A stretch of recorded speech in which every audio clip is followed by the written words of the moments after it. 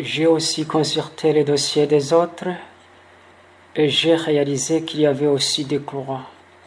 C'est pourquoi ils m'ont ordonné de dire aux hommes. Alors j'ai demandé pourquoi ces dossiers ont des croix. Et ils m'ont répondu, ce sont des gens qui confessent leurs péchés, mais qui ne les abandonnent pas.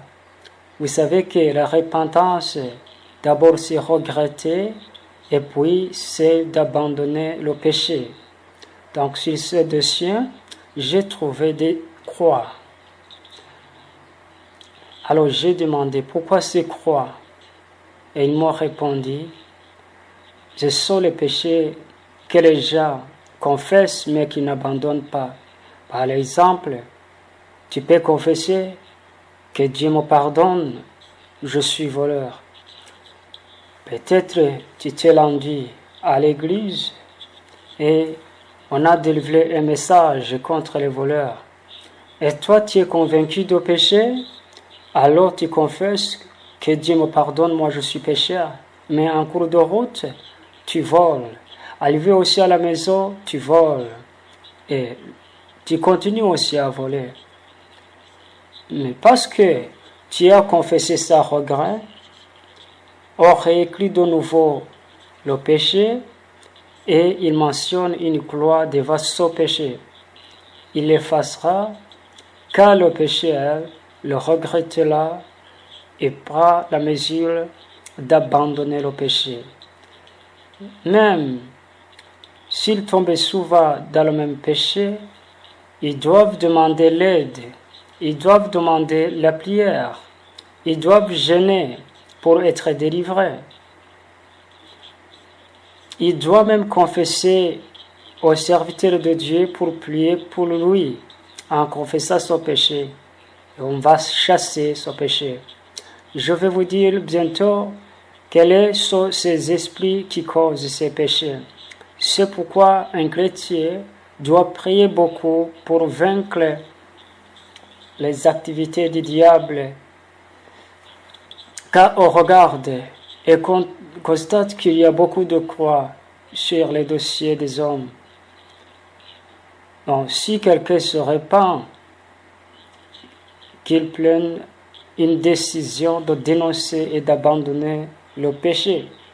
Parce que même si on confesse, si on n'abandonne pas, le péché reste mentionné.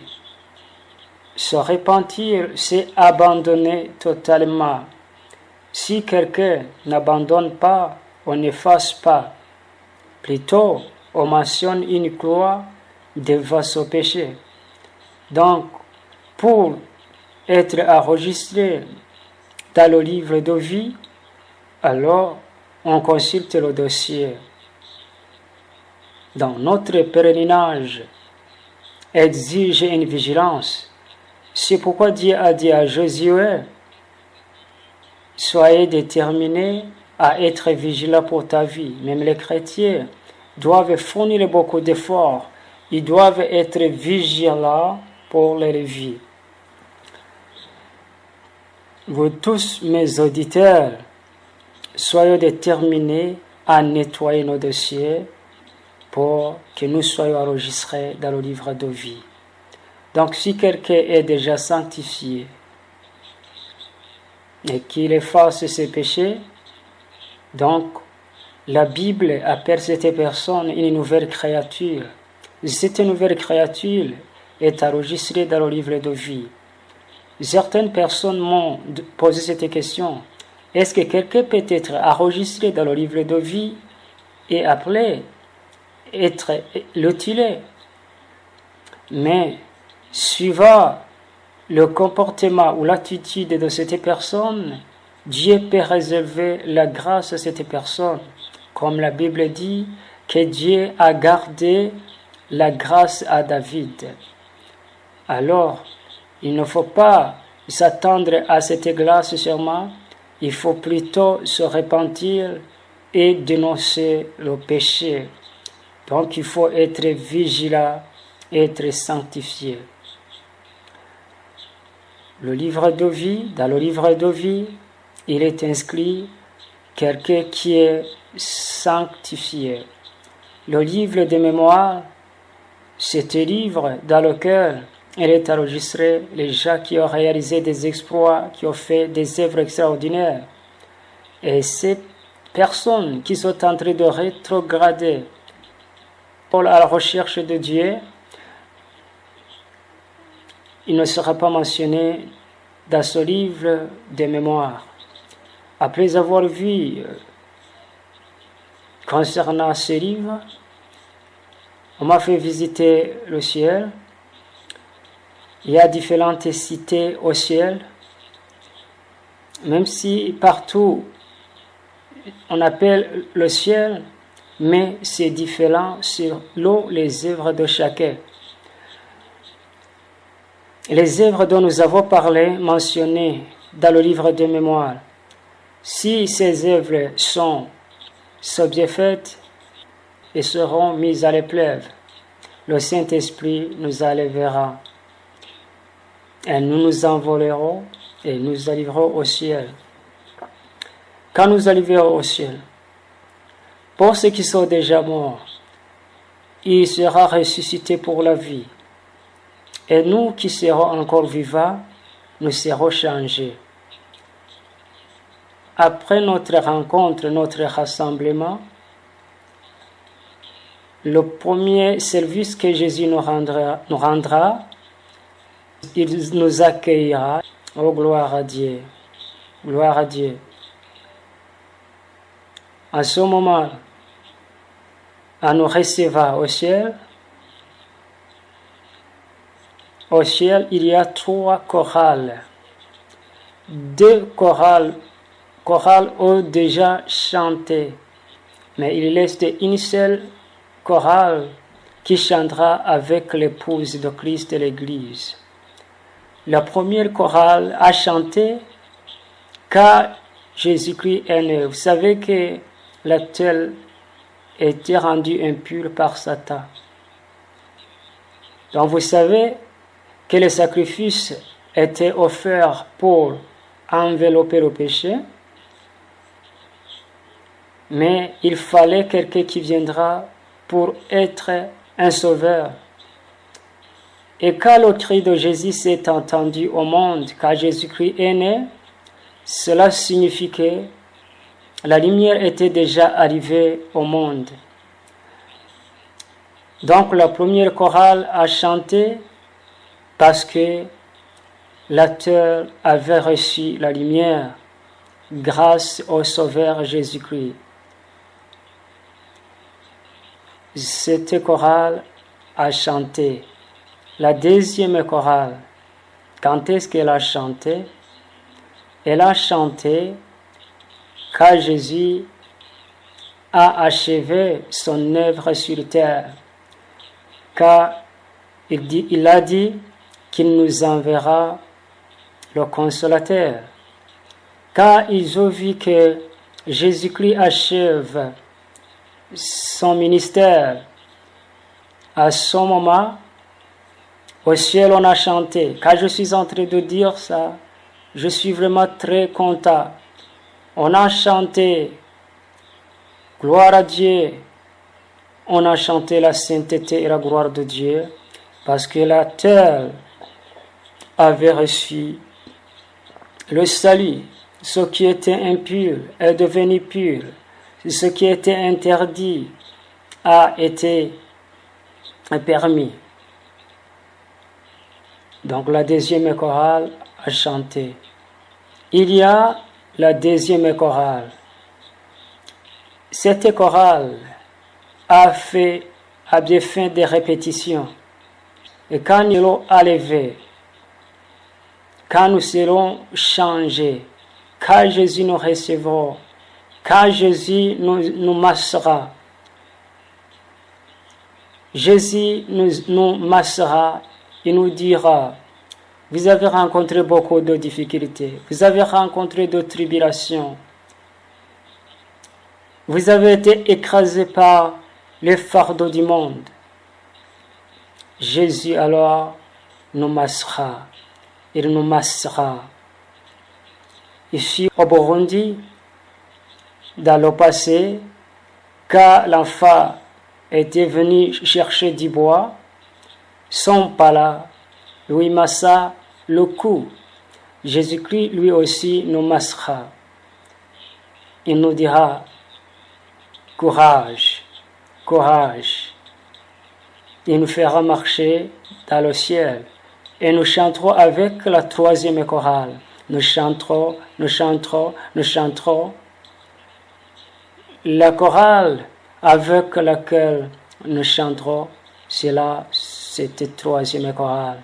Que Dieu soit loué. Une autre chose à propos du ciel, il y a beaucoup de groupes d'anges. Le premier groupe, c'est le groupe de Michael. Son Michael, c'est un homme géant, c'est un grand géant.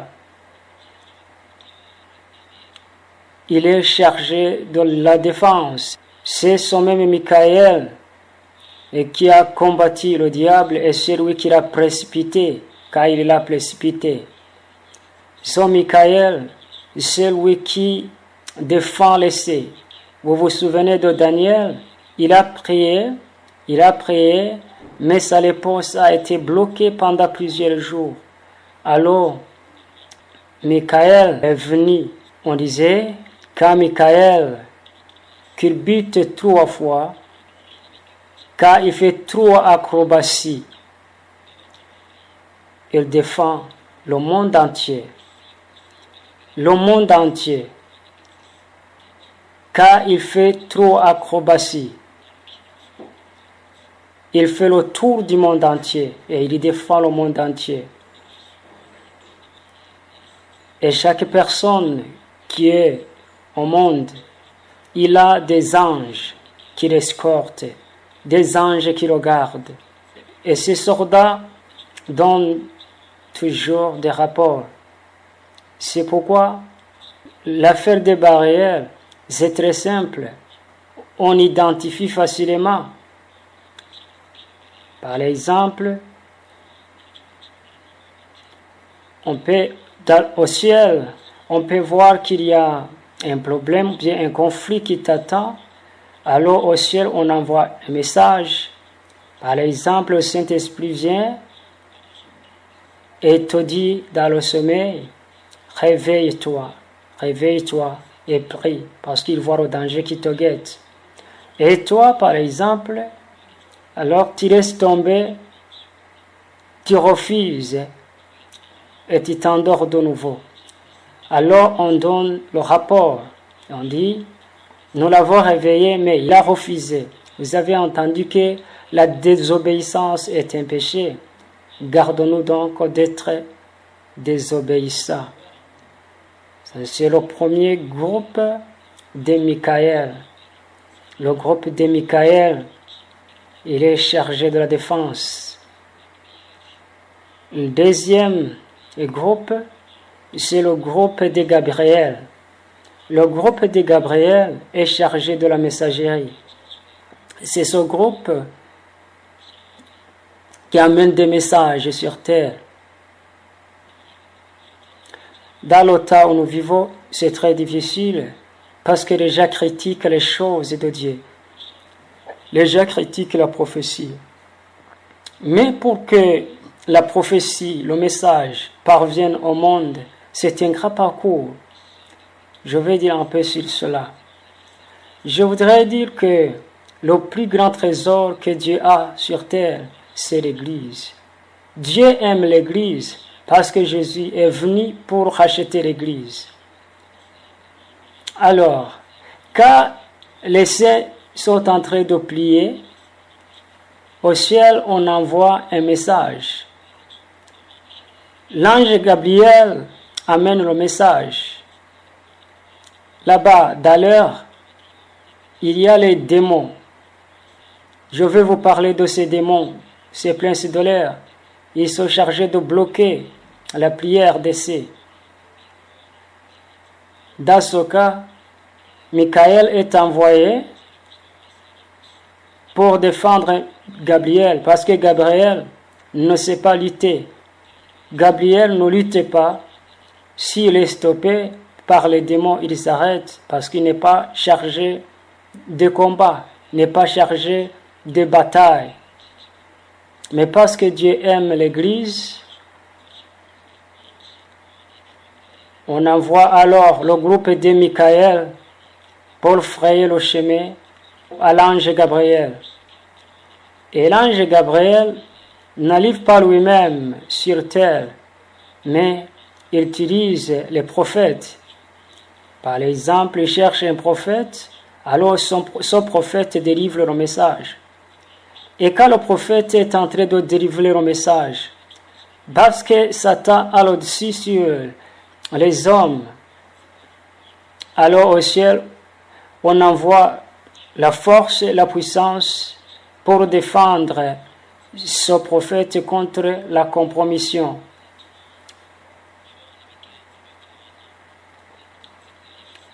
Oui, on envoie un prophète, son message, délivre son message à travers la parole de Dieu, à travers la vision, à travers la révélation, puis à travers la prophétie.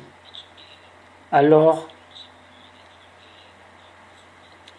l'autre groupe de Michael qui escorte ce prophète de peur qu'il ne soit compromis, ce groupe est envoyé. Il existe un autre groupe de Michael qui garde cette place. Si c'est dans l'église, il y a toujours des anges qui sont là, qui gardent le prophète pour que les démons ne combattent pas cette prophétie. Dans ce cas, l'ange délivre le message. Et quand les hommes critiquent le message, ils critiquent Dieu lui-même. Donc c'était triste, c'est très triste parce que c'était le parcours. Que Dieu nous aide. Ce deuxième groupe, c'est le groupe de Gabriel. Ils sont chargés de la messagerie. Il peut passer à travers le rêve, même si les gens critiquent les choses de Dieu. Il peut venir à travers les rêves, à travers une voix audible, à travers la parole de Dieu, et on reçoit le message.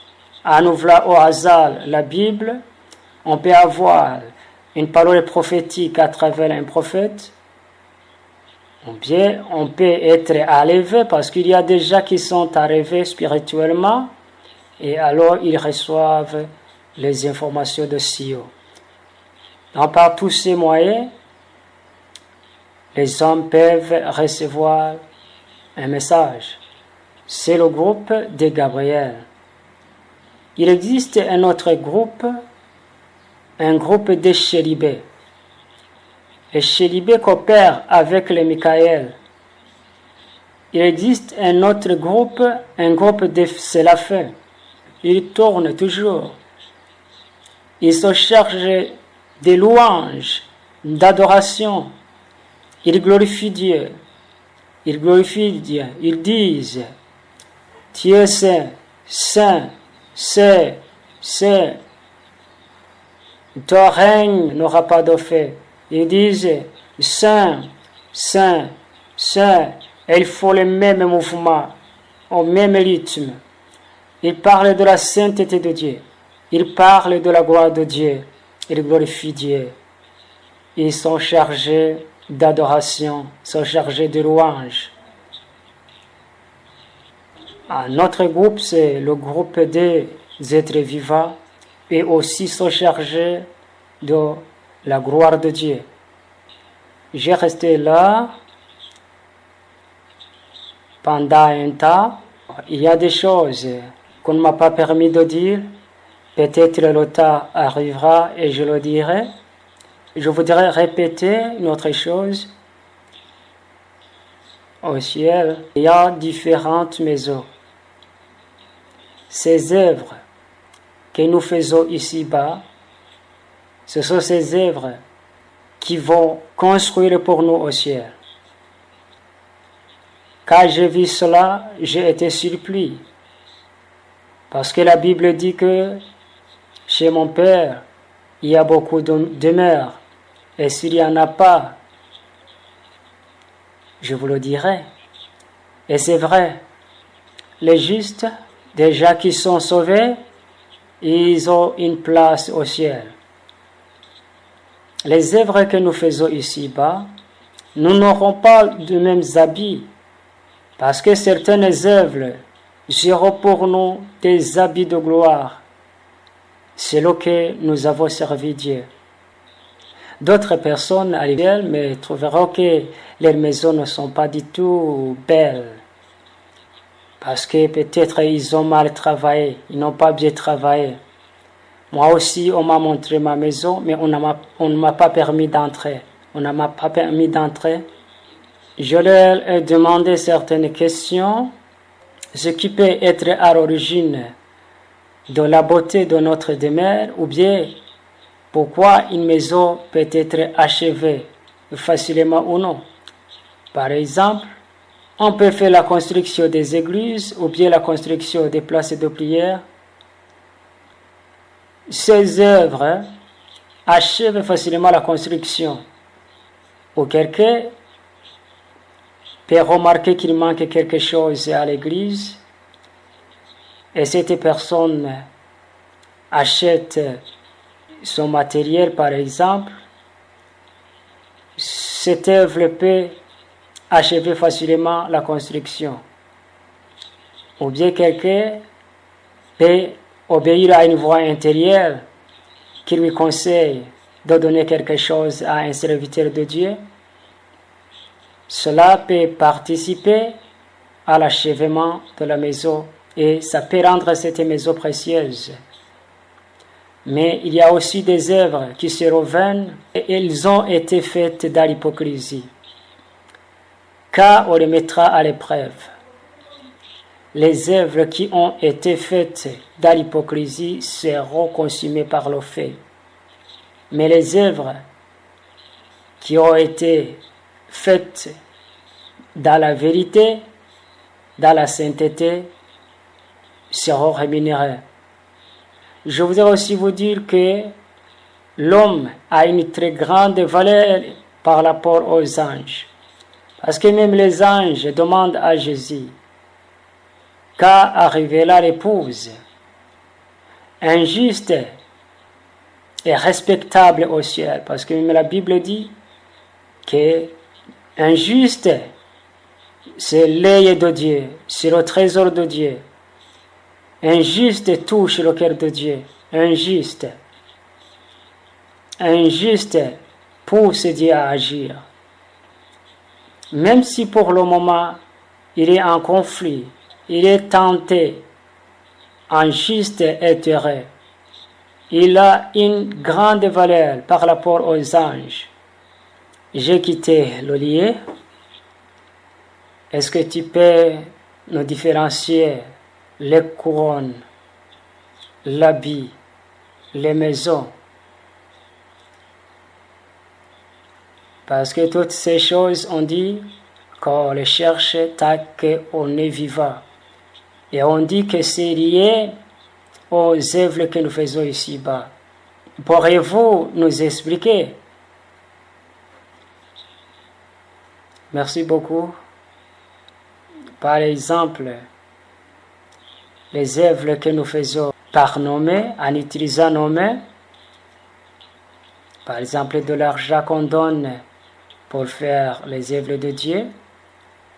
Donc ces œuvres visibles que nous faisons avec nos mains, ces œuvres de bonté, ces fardeaux spirituels, les chorales, les prières, ces œuvres qui ne sont pas visibles, seront des couronnes et seront également des habits. Cette signification, physiquement, c'est difficile. Mais ce qui est essentiel, il faut qu'une personne serve Dieu. Avec ce parler du monde, on cherche des expressions et on manque de termes pour expliquer. Mais ce que je comprends, quand nous faisons des œuvres par nos mains, c'est la construction. Mais ces activités, comme la prière, comme la chorale, rendre visite aux malades, prier pour nos proches, certaines de ces œuvres seront des habits et d'autres seront des couronnes. Je veux ajouter aussi une autre chose. J'entends souvent une chanson qui dit « Tu verras déjà qui viendront t'embrasser et te diront « Merci mon frère, merci mon frère. » Ces habits. Comment quelqu'un verra que quelqu'un a prié pour lui?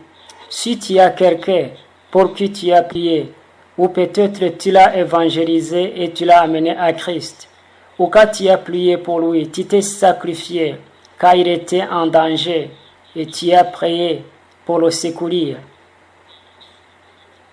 Dans ce cas, quand cette personne sera secourue, on trouvera sa photo, on trouvera son image. Et quand cette personne viendra, cette personne pour qui tu as prié, ou que tu as amené à Christ, il verra sa photo sur ton habit. Et il viendra et il t'embrassera et dira « Merci mon frère, tu as prié pour moi. C'est grâce à toi que je suis ici. » C'est pourquoi la Bible dit qu'il brillera comme des étoiles. Ce sont ces photos. Ce sont déjà pour qui on a prié, déjà pour qui on s'est sacrifié, déjà qu'on a amené à Christ, même en danger de mort. Donc ces œuvres constitueront des habits. Et parfois, ces œuvres peuvent être une couronne de gloire. Parce que cette personne a fait quelque chose d'exploit, a quelque chose de spécial. Donc, ça devient une couronne. Cette gloire, c'est la couronne. Et ces activités que nous faisons avec nos mains, nous les faisons pour construire nos maisons.